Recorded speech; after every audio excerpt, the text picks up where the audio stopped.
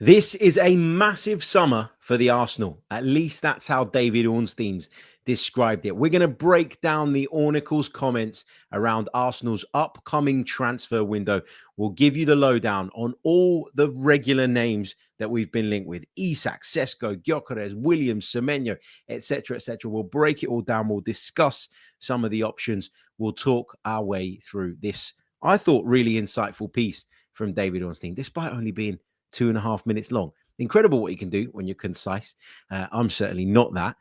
Welcome to the Chronicles of a Gouda podcast with me, Harry Symeou. Let's get into it.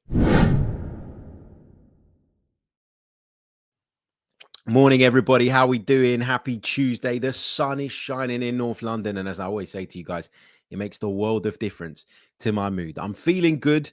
Found yesterday a little bit difficult in terms of sort of the pod, just kind of breaking down a game that essentially didn't mean a great deal. I find that quite tiresome at times. I find it quite hard. I tried to kind of take the positive out of it, which was that Arsenal from 2-0 down managed to come back to 2-2 at Anfield. Difficult place to go. I know it wasn't the title decider that we hoped it would be. It didn't carry the weight that we hoped it would. But we were trying to find the silver lining. And listen, it's one that we've very much drawn a line under now. And we've got Newcastle on Sunday, which I think is an interesting game because obviously we want to stay in second. They've got aspirations of securing Champions League football. So I expect that to be quite an interesting game because I think there's something up for grabs for both sides. So I feel a little bit better about the coverage we're going to provide you around that one. As I said, the Liverpool game, I found it really, really hard to even get motivated to watch it. And during that first 25, 30 minutes, I contemplated turning it off. Now, I can't remember too many times, if any occasion prior, where I felt that way about an Arsenal game. So that kind of says a lot. And it's not because this is the worst Arsenal I've ever been during my time supporting the football club. No way. Far, far from it. Far, far from it. But it's because of the kind of expectation and then the deflation that we felt along the way as we realized and it became apparent that those expectations were not going to be met. It's just made it all a really, really tough watch at the moment. But hey, we're going to focus on the future on most of our podcasts now. The summer is just around the corner. Just a couple of weeks left of the Premier League season. Mention that Newcastle game. We'll bring you the preview and we'll react to that game, of course. But any previews at the moment are being kind of shelved in favor of sort of future looking stories. So, you know, I'll talk a little bit about the game, but I can't promise you the kind of comprehensive long preview shows that we would have done earlier in the season when we really did feel there was something at stake. So yeah, the shift has changed. The focus, I beg your pardon, has shifted a little bit. There's been a little bit of a change in direction, but I think it's natural given how the season's gone and where exactly we are. All right, so what we're going to talk about today, we're going to bring you up to speed with what David Ornstein had to say, speaking on NBC, about a number of the players being linked with Arsenal, about the fact that this is a massive summer for Arsenal, that it's going to be a very, very busy one, or at least that's what the club are expecting, both in terms of incomings, but also outgoings as well. So we've got a few stories to run through, all of which were touched on by David Ornstein. I'm going to share my thoughts on those. I'll bring you up to speed with what he said. And I want this to be a really, really interactive episode. So if you've got any thoughts, any questions that come to mind throughout the show, we won't just do a dedicated question section at the end. At any point, I'll keep an eye on the chat. If there's something that you want to ask, that you want to get your point across on that's relevant to what we're saying, do it. And I'll come over to the chat box and make sure that I'm bringing you guys into the show. A one-man podcast is only possible with that interaction from you guys. So I really, really do appreciate that. Just a quick reminder, though, before we go any further, if you haven't done so already, subscribe to the channel. We're about 20 subscribers short on YouTube of hitting 39,500, which would mean that we're in the last sort of stretch to get to that 40K mark, which we'd love to get to by the start of next season. We could well and truly say we're on the road to 40,000 subscribers on YouTube if you get us over that 39,500 mark. That's kind of the time, isn't it? We can really start pushing for that. Also, like the video. If you haven't liked the video, please do that because it really, really does help us. And if you're listening on Apple or Spotify, your reviews are very, very much appreciated. We also have a Patreon page which you can access via the link in the description, and a massive thank you to those that signed up yesterday. I will be sending you out a personalized thank you message as soon as I get 5 minutes. My wife's got me painting the living room now. I've gone from the garden at the weekend to painting the living room. I was standing in the living room on a ladder until about 10 p.m. last night. What has happened to me? Anything to distract me from thinking about how this season went wrong, I suppose. But look, thank you for the support. I really, really do appreciate it. And without you guys, there wouldn't be a pod. So thank you as always. Okay, should we dive into exactly what David Ornstein has had to say then? David Ornstein started off on NBC by saying Arsenal's recruitment plans are vast, and at the top of the list is a number 9. There are fewer of them on the market than they would like. There's an imbalance in supply and demand, but there are some options. So most of us suspect that the number 9 will be the priority. I think it has to be. I think when you look at the way our season has gone, and obviously injuries have played a part in this, right? And obviously, if Kai Havertz had been fit and available and contributing in this real kind of business end of the season, the chat about signing a number 9 would be less, but it would still exist because this is a conversation and a debate that's existed for a number of seasons now. So I'm not saying that if Kai Havertz was available, we wouldn't need a 9, or if Gabby Jesus was available, we wouldn't need a 9. But the need for the 9 has increased dramatically because we've lost those 2 players. I think in the case of Gabby Jesus as well, there are big question marks around whether he's ever going to be the same player, having suffered now multiple knee injuries, having had to undergo multiple knee surgeries. You can be forgiven for wondering if Gabby Jesus will ever be the Gabby Jesus that first arrived at the club and played a massive part in turning our fortunes around. The number 9 conversation has existed for a while. And what happened this season has only increased the pressure on Arsenal as a football club to go and address that. You can't kick the can down the road any longer. It's got to be addressed now. It's got to be done. And we've got to get one in. So that is very much the priority, according to David Ornstein. And he mentioned a few names, some of the usual names. We'll start with Alexander Isak. He said, of course, Mikel Arteta and Arsenal really like him, but I don't think that's realistic for them or anybody else. That's key. The fact that he's not realistic to anybody else either says that it's not an Arsenal problem. It's a circumstance problem, right? Newcastle United are a superbly run football club at the moment. They've done really, really well under Eddie Howe. I think they're going to make the Champions League again. They are incredibly wealthy.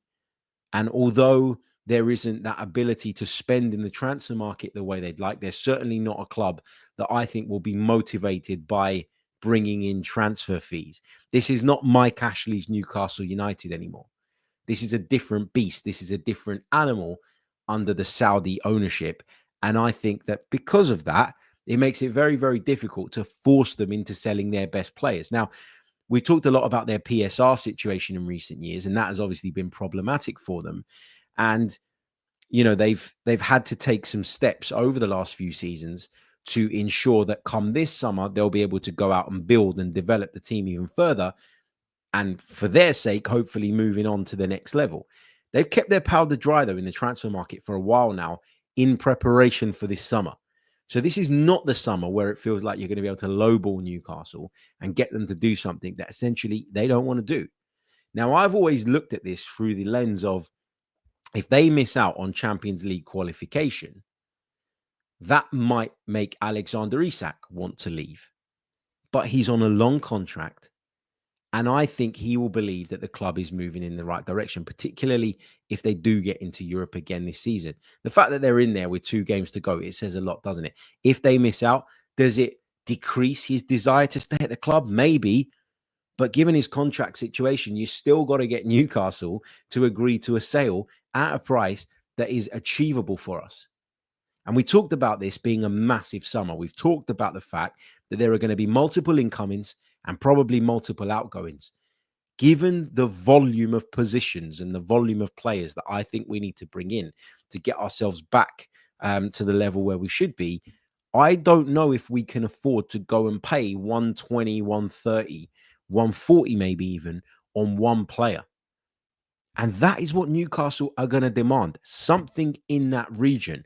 And they'd be well within their rights to, because he is a fantastic player. But the fact that David Ornstein says, I don't think it's realistic for them, meaning Arsenal, or anybody else, it shows you that the problem is not one of our own making. The problem is that Newcastle United are in a really strong negotiating position. And so trying to get that particular player out of there is going to be really, really hard. He then went on to say, even if Newcastle don't finish in the Champions League places and he is available for sale, it will be a huge price. And I don't think that's realistic. Now, for a long time, when people have asked me who my number one go-to centre-forward choice would be, it's been Alexander Isak. And over the course of this season, what I've seen has only kind of strengthened that opinion within me. And I really, really do believe he's outstanding. And I really, really do believe that he would move the needle for any club in world football. I think he's that good. But I am very much at a point, and I don't want to sound defeatist. If there's a chance, if there's a glimmer of hope, I think as a football club, you've got a responsibility to explore the possibility. But I've made my peace with the fact that we're not going to get Alexander Isak this summer. If we did get him, it would be the most pleasant of pleasant surprises. But right now, I just can't see it. I just can't see it. Let's go over to the live chat and see what you guys are saying on the Swede and on that particular situation. First of all, big thank you to Aya for the super chat. Very, very much appreciate it. He says, my biggest issue is how everyone is focused on a centre forward, but nobody is addressing our low chance creation. We're like bottom 5 in that area, I believe. Well, that comes on to kind of what I was just saying, which is, you know, in an ideal world, you go out and get Alexander Isak, but we're not in a position this summer where we're only looking for 1 or 2 pieces. We're looking for more. Partly because our planning hasn't been great, but partly because you get that natural squad turnover, don't you? Like we knew from last summer that Jorginho was going into the last year of his contract. We knew from last summer that Thomas Partey was going into the last part of his contract. And what we've done is we've gone and identified Martin Zubimendi. And by all accounts, it sounds like we're going to get him in. So there's been some succession planning, but not enough. Because now we're in a position with Thomas Partey, who we'll come on to later, where we don't exactly know what's going to happen. And so we might have to go into the transfer market and bring in another midfielder. You know, we might have to bring in another left back if Tierney and Zinchenko both go. But we don't know if Zinchenko is going to go yet. So we need that kind of flexibility and that ability to pivot. And I talked about this in January. I thought this was the thing that we got horribly, horribly wrong.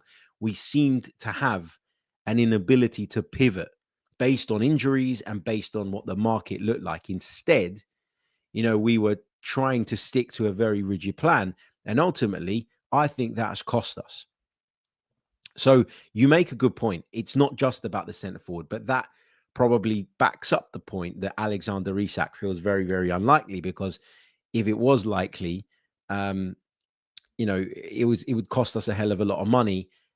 And that amount of money, it would sort of tie our hands behind our backs in terms of what we could then do moving forward. Mandaz says, morning, Harry, a number 9 is a top priority. However, also equally important is if that any players are to leave the club, they need to be replaced with quality, as we overall need quality and depth. I agree with that.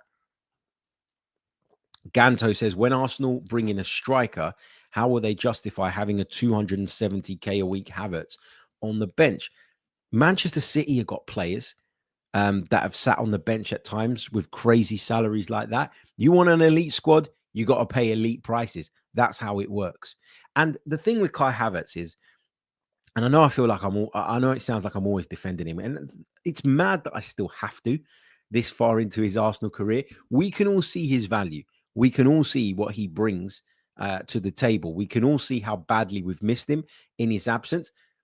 If you want to have a look at the wages the reported wages of all of our players, and you want to pick out people that you think are maybe overpaid, I'm not sure that Kai Havertz is the one I'd be pointing to first. And that's what I'll say on that. What else have we got? On the forward situation, Shazwat says we should sell Trossard and keep Martinelli as an impact player. But if we get an offer around 60 or 70 million for Martinelli, do we sell him? We talked about this on the Patreon pod yesterday, where we did a kind of squad audit. If you're not a patron, you can become one, patreon.com/the Chronicles of Aguna. The link is in the description below, and you'll hear my kind of in-depth thoughts on that. What do we do if an offer comes in for Martinelli? Should we be looking to renew Leandro Trossard's contract? We broke it all down on yesterday's episode over on Patreon, so go and check it out. There's also the player ratings from the Liverpool game as well, so there's a couple of bits of exclusive content over on that side of things.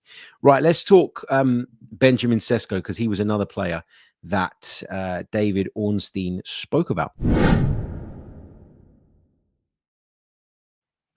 Okay, so this is what he had to say on Benjamin Sesko, the RB Leipzig striker, who's been linked with Arsenal now for quite some time. He said they've done a lot of work on that one, but I do think they have some reservations around him.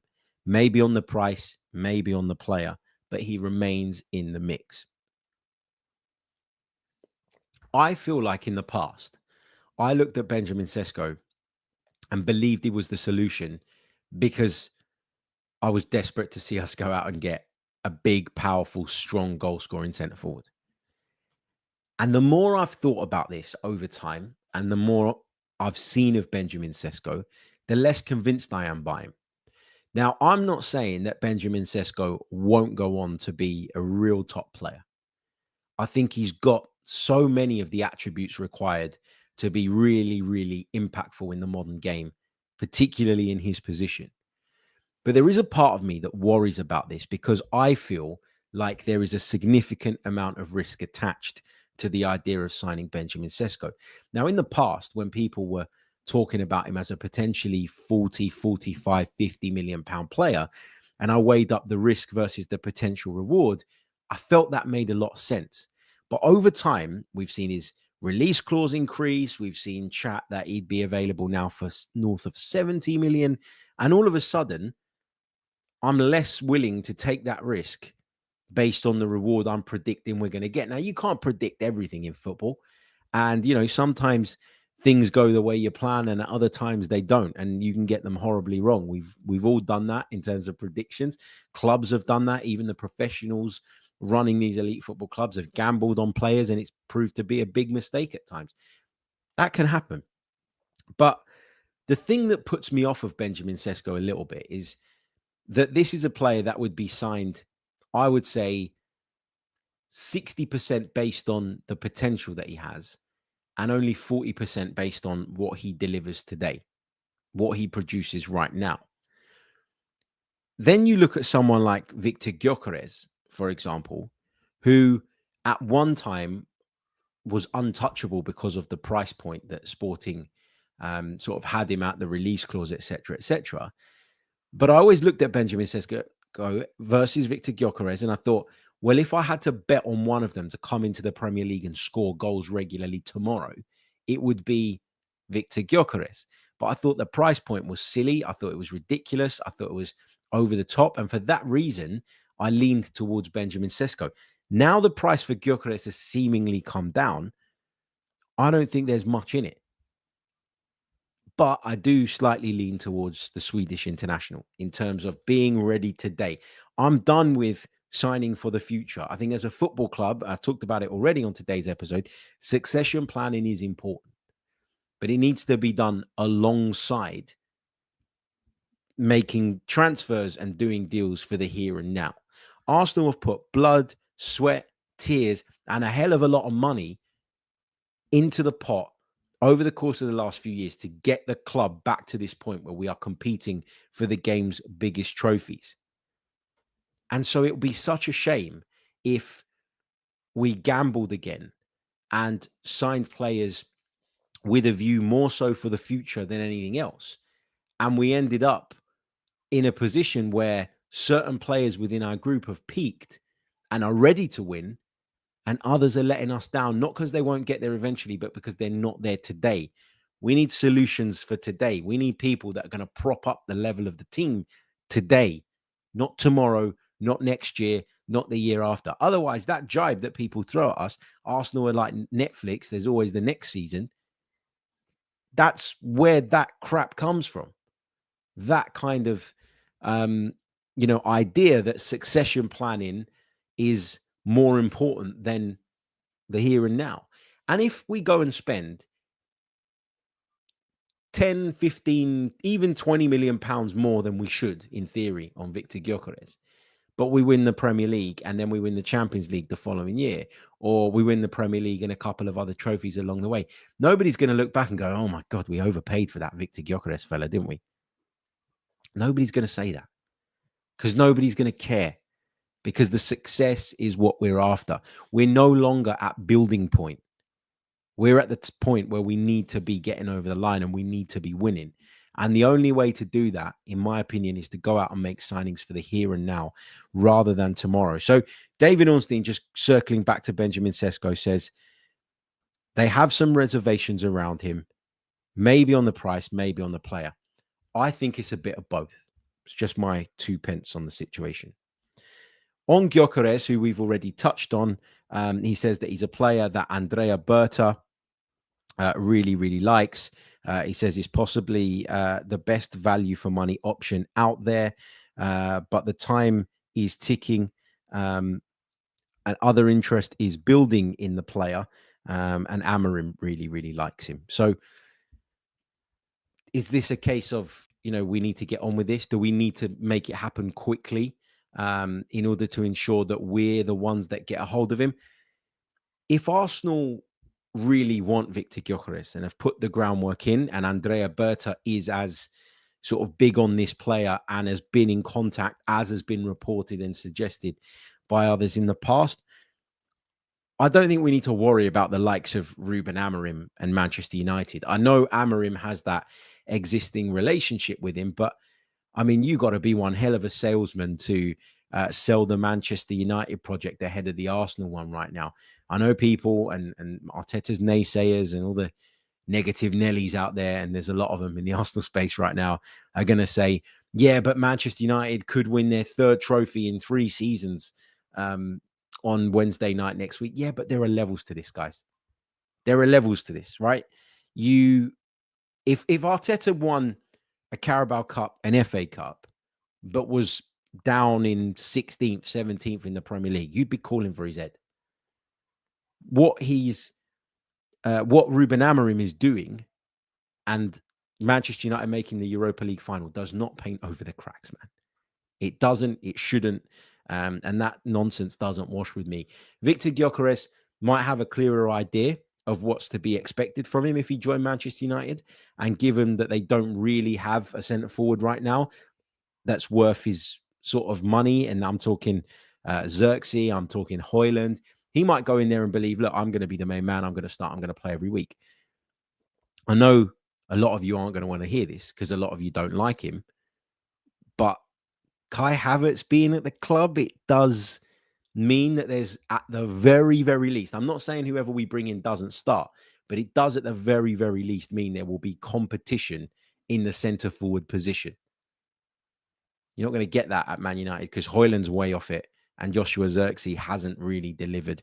And even when he has, he's just not that type of out-and-out goal scorer. So is this a deal that could really kickstart the Man United project, or is it one that could take the Arsenal project over the line? I think if I were a player, it'd be more appealing to me being the guy that could get a club like Arsenal over the line rather than going into a project at Manchester United that has failed over and over and over again in recent years, regardless of Gyökeres' existing relationship with the manager.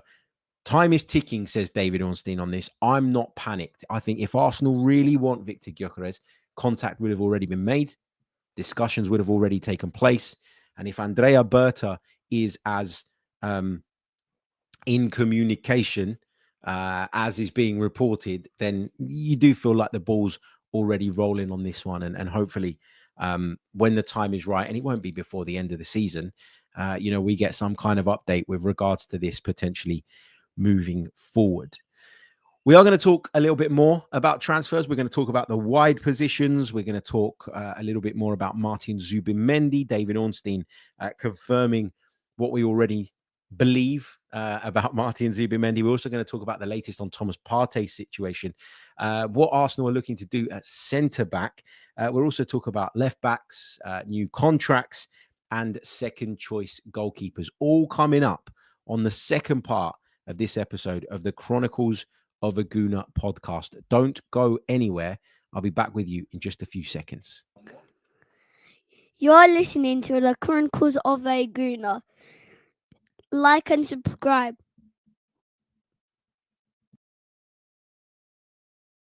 Yes, indeed. You're listening to the Chronicles of a Gooner podcast with me, Harry Symeou. Like and subscribe. I'm going to tackle a few of your questions from the live chat before we continue through the pod. But just a quick reminder, if you haven't done so already, guys, please leave a like on the video. It really, really does help. Can we set a target of 1,000 likes? I can't remember the last time we got to 1,000 likes on a video. I'm looking at how many we've got right now. It's only 88, and maybe that's not realistic. 500? Look, there's nearly 700 of you live with us now across the multiple platforms. There's no reason why we shouldn't be able to get at least 500 likes on the board. It doesn't cost a thing. It's really, really easy to do, and it really, really helps us. And I said that we wanted to get to the 39,500 mark on YouTube by the time we finish up today's stream. We're just short of that now. We're just short of it. So if you could help, that would be very, very much appreciated. Remember, you can check us out on Patreon as well, patreon.com/the Chronicles of a Gooner. And there are 2 bits of exclusive content available to our patrons now. You've got the Liverpool player ratings if you're interested. But if you're not and you're looking ahead, a bit like me right now, then you can check out our Arsenal squad audit, where I went through all the players in the squad, shared with you guys their status in my mind. So that's either keep them, that's either definitely let them go, or question mark. And we talked through some of those individual cases and came to a consensus. You can react to my thoughts on that as well in the comment section over on Patreon. Check it out, patreon.com/the Chronicles of a Gooner. Okay, let's discuss that wide position then. And I think we all know what wide position we're talking about. That left wing could do with a bit of an upgrade, couldn't it? Okay, so for much of the season, there's been the debate about Martinelli, about Trossard. You know, are they good enough? I think there was more pressure on them to deliver this season because of how long Saka was out for, because of the fact that we were without the centre forwards, and because of the fact that there became a big reliance on the goals to come from there. We had a kid in Ethan Nwaneri come in and play on the right wing for a bit. We've used Raheem Sterling at times. He's been way, way off it. And for that reason, you know, we've ended up in a place where we've been, I think, maybe overly reliant on our left wingers. And the truth is, neither of them have had a great season. Their seasons have been disrupted by injuries, especially Gabriel Martinelli. And you got to remember that, and you got to factor that in. He hasn't got the centre forward with him that he would link up with. And Martinelli and Jesus have a great rapport. Martinelli and Havertz have a great rapport too. And Havertz coming deep the way he does and dragging people out of position, it does open corridors for Martinelli. And that effect has been missing, I would argue, over the course of the season. But there's no doubt in my mind that we do need an upgrade on the left wing. Now, there's 2 ways of doing that, because I don't think we're going to bring in a left winger and keep Martinelli and keep Trossard. So I think what we need to look at is, you know, a number of possible scenarios. The first one is, do we let Leandro Trossard go? He's the more senior player. He's the one who, I don't want to say hasn't got many years left, because he's only 30 years old and I'm 34 years old. So what would that say about me? I know people would argue I'm over the hill anyway, but you get the gist of what I'm trying to say. Do you let him go? But then, because of his contract situation, his contract expires in 2026. You'll be going into the final year of his contract next year. So you're not going to get maybe what you'd believe is true value, unless there's a Saudi offer. Or do we bite the bullet and move Gabriel Martinelli on, who has probably got a bigger sell-on value? There's a part of me that don't want to let Martinelli go. I feel more strongly about that than I do about Leandro Trossard. but Martinelli is the one that you can probably generate decent funds from. So there's this whole conundrum now. And listen, if we're going to go and bring in a winger, and some of the names that have been spoken about, Nico Williams, Anthony Gordan, Antoine Semenyo, what am I talking about? Semenyo, we're going to have to raise some money from somewhere. Not just in terms of to be able to afford the transfer fee, but we're going to have to save some money in terms of a salary, you'd imagine, to make that work, particularly in Nico Williams' case, where his salary is off the charts. And what amuses me is that there are so many people who will come out and say, get Kai Havertz off the wage bill, he's costing us an absolute fortune, but then would advocate for us going out and signing Nico Williams on this astronomical, ridiculous sort of pay line that he's on at Athletic Bilbao. Kai Havertz is a much more proven player than Nico Williams is. So you don't want to give it to Kai Havertz, but you want to give it to Nico Williams. And the facts say that Kai Havertz is a more proven player. It doesn't make sense to me. It just shows and highlights, I guess, some of the agendas that exist at the moment around certain players. So in terms of the wide positions, David Ornstein mentioned Nico Williams, Anthony Gordan, and Antoine Semenyo. He also, in passing, mentioned Raphael Leao, and he said it is a position that Arsenal are focusing on. So this is the first, I mean, we've had indications of it before, but this is the first time it's kind of come as sort of cut and dry and as clear as that out that, you know, we're definitely in for a winger. It's not even a debate now. It's not, do we need one? It is, we are out there actively looking for one. And so who should it be? Well, before we went live today, I did a little bit of digging and I did a player comparison on FB Ref about 3 players. So I put 3 players into the mix. I put Martinelli, I put Anthony Gordan, and I put Antoine Semenyo. Now, the reason I went with Martinelli is because I don't think Martinelli's leaving.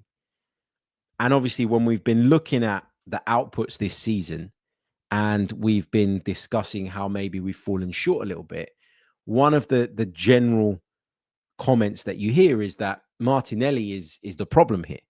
Martinelli is the one who isn't delivering what he should be, hence why we are where we are. So I figured it made more sense to throw him into the comparison, and I threw him into the comparison with 2 fellow Premier League wingers, both of whom have been mentioned. Now, this is very top line. I haven't gone into the real kind of nitty gritty of it, and I don't think I will until we get maybe an indication that one of those players could potentially be coming to Arsenal. But I just did it top line: goals, assists, and minutes played. In terms of goals, Antoine Semenyo ranks number 1 among the 3 players. He's got 9 goals this season. Gabriel Martinelli comes in at second with 8, and Anthony Gordan comes in third with 6. Now, Antoine Semenyo has played significantly more minutes than both of these players. He's played about 700 minutes more than Anthony Gordan and about 800 more than Gabriel Martinelli. So to only have 1 more goal than Martinelli with 800 plus minutes more, it doesn't exactly fill you with confidence that Antoine Semenyo is going to come to Arsenal and increase the level. Now, I know people will always push back on that and say, yeah, but he's playing for Bournemouth versus if you're playing for Arsenal, you get less chances, etc., etc. I don't think it's that cut and dry anymore. I think teams like Bournemouth are very competitive nowadays. They do create opportunities. They do have chances. Again, I'm not saying that Bournemouth and Arsenal are comparable directly, but the point I'm trying to make is that Antoine Semenyo's numbers are not better than Gabriel Martinelli's, not in terms of goals. And even when it comes to assists, Antoine Semenyo's got 5. Gabriel Martinelli's got 4. And again, I'll make the point that Semenyo's played 800 plus minutes more. So I'm not saying that these players won't level up if they do join Arsenal and get to play in a better team. And, you know, et cetera, et cetera. It feels to me like we're looking at players and we're sort of saying, yep, that would be the right fit, because we've got that tendency to want the shiny new toy. When actually, if you dig into the numbers and have a good look into them, there isn't much to separate them. And there is very little evidence that these players will come in and improve us. Now, I believe there are players that can improve us out there, but I'm not totally convinced by Antoine Semenyo. I really, really, really like Anthony Gordan and have done for some time. But again, he's only got one more assist than Gabriel Martinelli. And he's got 2 less goals. And he's played more minutes than Martinelli. So I'm not saying that if Anthony Gordan comes to Arsenal, he won't level up. He might. But being really kind of forthright in the opinion of these guys come in, they take us to another level. It's people going a little bit too early, in my opinion. There are certain players out there that are putting up really, really high, ridiculously high numbers, right? And for them guys, there's not even a debate around it. But these guys, they're kind of on that cusp. Are they upgrades or not? It's debatable. Do you know what I'm saying? So, yeah, that's kind of my take on that. But I was surprised to find that Martinelli was only 1 assist behind both of those players and actually came second of the 3 in terms of goals this season, when all we've been talking about is he's not scoring enough goals. I agree with this, by the way, from Thato, that Kvaratskhelia was the 100%. And we did a pod with Mike Stavru at the time that he was moving to PSG and said, we've got to go out and try and get this player. And we just didn't want to know. We weren't interested. And then a story came out last week, didn't it? That Arsenal at one stage looked at the player and decided against signing him. What were we doing? What were we doing? Don't forget, guys, leave a like on the video, subscribe to the channel if you haven't done so already. Let me take a few of your comments from the live chat. Just scrolling through. Here we go. Matt Dyer says, Harry, what do you think about the tentative links to Raphael Leao, seeing as you watch a lot of Serie A? I got to be honest, my opinion on Raphael Leao has decreased a little bit. At the beginning, when he was first kind of on the scene in terms of being discussed and being talked about by that kind of wider European football audience, there was a part of me that went, yeah, this guy's it. When I watch him now, I feel like at times I'm looking at a bit of a messy player. I don't mean Lionel Messi. I mean messy, like as in untidy. And I think sometimes his touch is a bit heavy. And I think he's a great sprinter and a powerful runner and all of that. But then I think, is he going to go to that next level? I think he is someone that is an upgrade on what we have currently. And so I would put him above your Anthony Gordons and Antoine Semenyos, but equally, he's going to cost a shit ton of money because he is AC Milan's poster boy at the moment. 33 Serie A appearances this season, 8 goals, 10 assists, 18 direct goal contributions in 33 games. He got 3 goals in 10 in the Champions League, and he got 1 in the Coppa Italia. But when you look at sort of his record over the course of the season, and again, I know that if you're talking about Martinelli, there have been injuries as well. He has missed a few games, and at times he's been available and not selected from the start. So I don't really know what the story is with that, but that was just a kind of red flag that kind of came up when I had a quick glance at his record earlier on. I got to be honest, Milan are not a side right now that I watch a lot of. I've been very much focused on Napoli and Inter over the last few months, and rightly so, because they're challenging for the Scudetto, and it's going to go right down to the wire by the looks of things.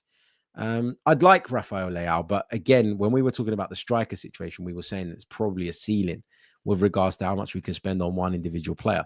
That certainly applies here with the winger, whoever that might be. And in Raphael Leao's case, you know that you're going to have to pay top end to get him. Rumble says, if the players we have are as good as you say we are, I think is what he's trying to say, why can't we win anything? And please don't just blame injuries this season, as it's been going on longer than just one season. That's the magical question. And if I knew the answer to that question, then I'd be a genius. The thing is, right, to win in football, you need lots of things. I keep saying it. There are so many variables in football. You know, even like, let's take this for example, right? Because this is a conversation that we hear a lot. Strikers, a number of goals. There are a lot of strikers that once they get one in a game against a weaker side, might go on and score 2s and 3s. And on paper, their record, so games versus goals, looks fantastic. But then there's another element that you require, I think, to be a real top striker. And that's to be able to do it in clutch moments, in key moments. Could you produce a goal when your team were 0-0 with 5 minutes to go? Because that goal probably carries the weight of 5 goals in games that you'd already won and already were clearing. So that's just an example of how there are lots of variables in football, and records don't always tell the full story or paint the full picture. So what I'm trying to say is, listen, I don't know why we haven't won. I've got an idea about where our shortcomings have been. And I think in the final third, it's been an issue. We experienced it probably in the first half of last season, and we were all having exactly the same conversations. And then we found our stride and our feet again in the second half. We went on a great run, but we weren't able to get over the line because we fell short in the first half of the season, in my opinion. And then, because look, in the second half of last season, I think we won 16 of our 18 Premier League games after the new year. So it wasn't what we did in that part of the season. It was what we done in the first part of the season. And that was a time where we were having all the same conversations. Lack of creativity, lack of spark, lack of a top goal scorer. We managed to solve it in the second part of the season. But then that same problem has reared its ugly head on multiple occasions this season too. And injuries have played a part in that. But I'm not pinning it solely on the injuries. I think even when people were fit, there were still games I was coming away from and I was going, we didn't create enough today. We didn't have that spark. We don't have that killer. And that's why at the top of today's show, I said, we have to go and get that striker now. Because this conversation has been ongoing for a while. And you can put a Band-Aid over the problem at points and at times, and that Band-Aid might stay on for a while. But once, you know, to use a stupid comparison, once you get in the shower and the Band-Aid gets wet, it's going to come off. And, you know, patching over the striker problem and then getting into the shower is meaning that the Band-Aid keeps falling off, and we see again what the problem is and what the issue is.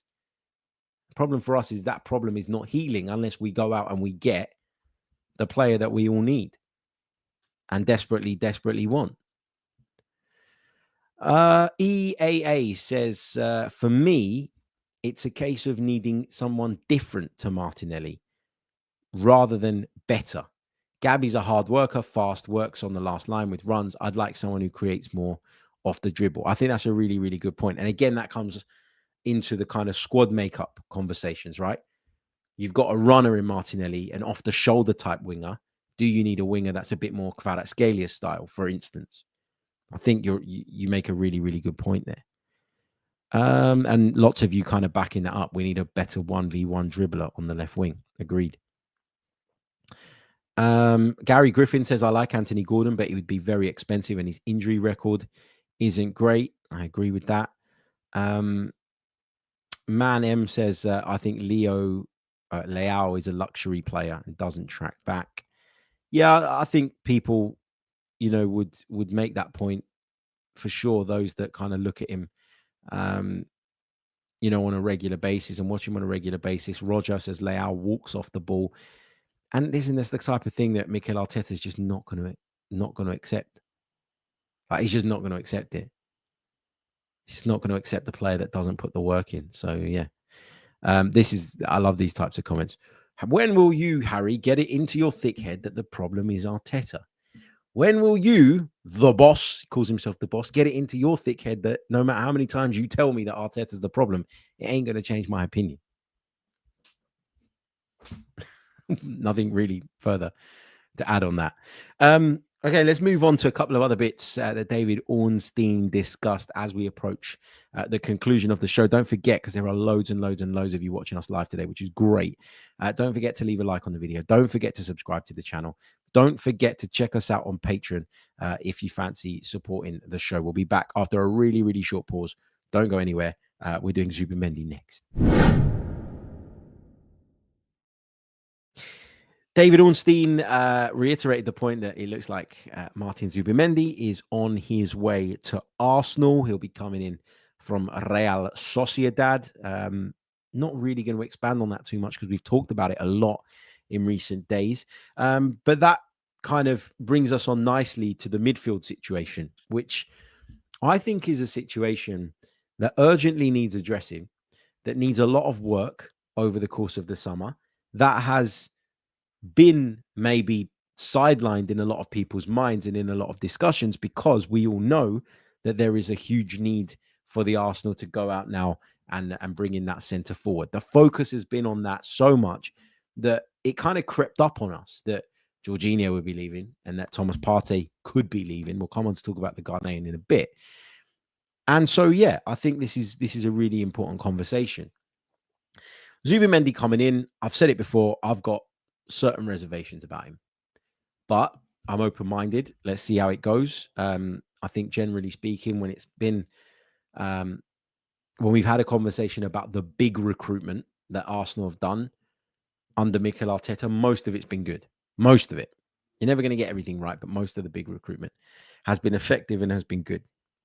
So I'm not going to jump to conclusions and say, forget it, can't happen, not good enough, blah, blah, blah. He's never going to adapt. He's never going to, be able to mask what I perceive to be his weaknesses. Let's see what happens with Martin Zubimendi. But on Thomas Partey, there's been a lot of discussion and debate recently about whether or not Arsenal should give him a new contract. Lots of people have strong views on this. A lot of people would tell you that he's been one of our better players this season, and I'd have to agree with that, although he has had off games. And he does have games where he looks completely off it fitness-wise. And that's the thing I can't quite nail with Thomas Partey. I can't quite get my head around. One day I think he looks physically at his best, and then the following week I think he looks miles off it. And I can't get my head around why exactly that is. Like, what's the reason for it? Why does he go from kind of 0 to 100 and then from 100 back down to 50? And then, like, why is there so many ups and downs with regards to sort of Thomas Partey and his form and his level? I can't put my finger on it.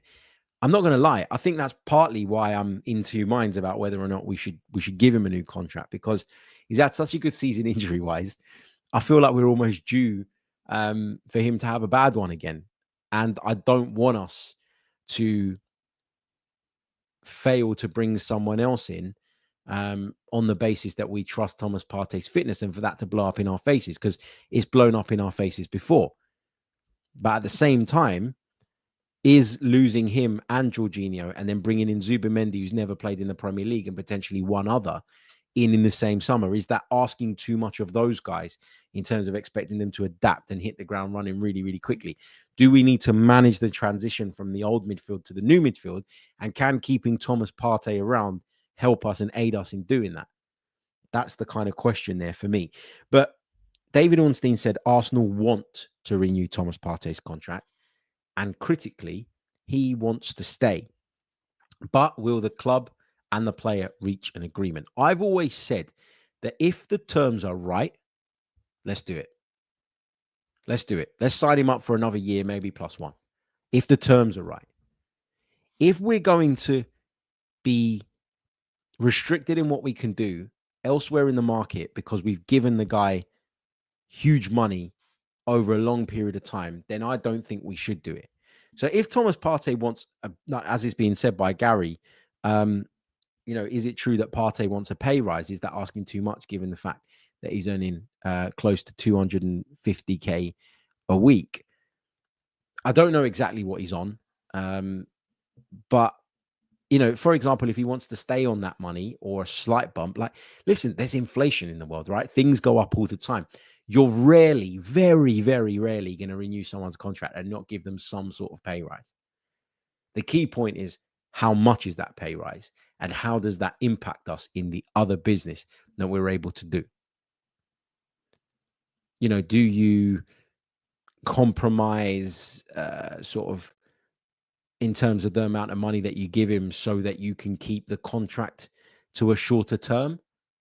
Like there's all sorts of facets to this potential negotiation, but the point is, at the minute, there isn't a deal in place.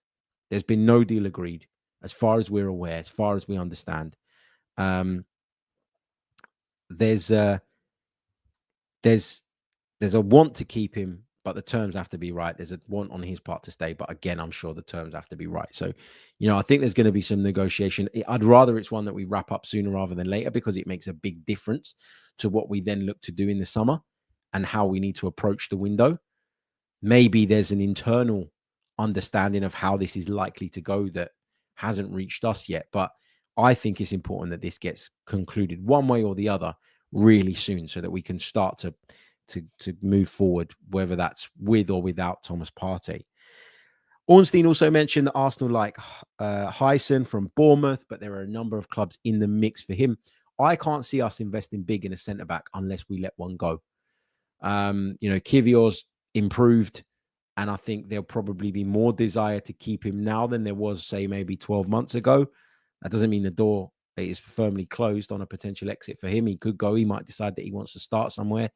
But then you've got Big Gabby's contract situation expires in 2027. You'd assume that the club are trying to tie him down, and if they do, that might make it harder for Huijsen to get into the team, which might put him off of coming to Arsenal and put Arsenal off of paying the 50 million quid or whatever it is release clause for the player.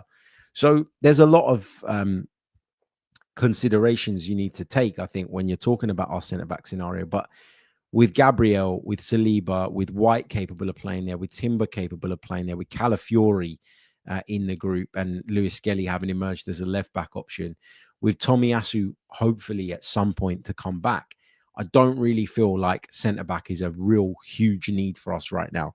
So I personally wouldn't spend 50 million quid on Dean Huijsen, but I know a lot of people like him, and I know a lot of people believe he's got a really big future in front of him.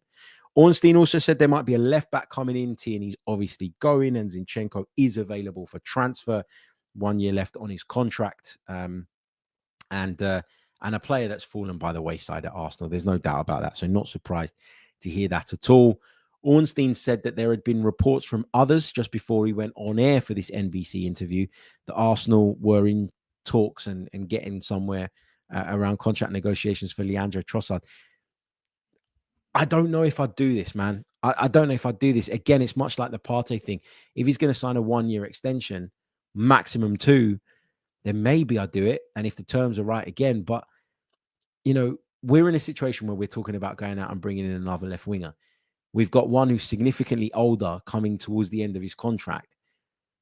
Would you tie him down and then go and bring in another left winger?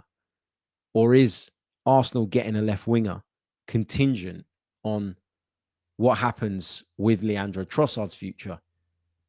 I don't know, but I feel uneasy and uncomfortable about the idea of giving Leandro Trossard a new contract. I do. If it's one that you're putting in place with a view to then selling him, fine. But I don't get that impression right now. So I'm a little bit on the fence about this one. I'm not sure. I say I'm on the fence. I'm uneasy about it. Let's call apples apples. I'm uneasy about it. And obviously there's the issue of a second choice goalkeeper, which we need to get in because Neto's going to go. Is it going to be a loan again? Is it going to be something very low cost again, given that our second choice goalkeepers, unless something happens to Raya, don't play? I don't know. We're going to have to kind of see how that one develops. Gary asks about Joan Garcia. He says, do you think a loan for Kepa would be smart business rather than spending 25 million on the backup goalkeeper? Is that something that Bournemouth would entertain, though? Is he permanently at Bournemouth, Kepa Arrizabalaga? I can't even remember. Hold on. Let me just do a quick search on him. 1 second. Kepa Arrizabalaga, 30 years old now. Man, that's gone quick, isn't it? He's on loan from Chelsea, so he's going to go back to Chelsea at the end of the season. Do we try and loan him from Chelsea? Would Chelsea loan him to us? I don't know, man. I think he's better than the goalkeepers that Chelsea have, which is wild, isn't it? But again, the Joan Garcia thing, it all comes down to priorities, right? I'm not saying it's one of those summers where we have a very clear, indication of what it is Arsenal are going to spend. Like, you always get these crap stories, don't you, going into every summer. Arsenal have £200 million war chest. Arsenal ready to hand Mikel Arteta £180 million war chest. And people are always really kind of specific about what that number looks like. I don't think we're going to get an idea of what that number looks like, first and foremost. And secondly, how you spend that money depends on your priorities. My priorities are striker, winger, additional midfielder if we don't get Thomas Partey signed up. That's in addition to Zubimendi, of course. And then a goalkeeper. Like, those are the positions that I'm looking at first and in that order. But what does Arsenal's priority list look like? I don't know. I can't tell you. I can only guess. So, yeah, that's where I'm at. I thought it was a good update from David Ornstein in terms of it was very concise, very straight to the point. He didn't waffle on about it for the best part of an hour like I just have, which is why he's the best. But, yeah, I think we're going to leave it there. Thank you all so much for joining me. In fact, you know what? I'll take this one question because it's just caught my eye from Ian Roy. It says, do you think Arsenal will be able to sign a winger and a forward, given that two centre-backs and Saka are going to get a new contract, i.e. increased wage bill? Yeah, I do. I think that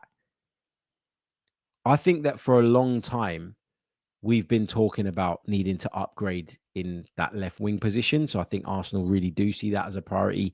They have to get a striker in. And I think when Arsenal do like what they did in January, and I'm not making excuses for them, please don't take it this way, because I was as fuming as anybody that we didn't do any business in the January window. I thought it was a huge dropping of the ball for Arsenal, and I think it did cost us between then and the end of the season.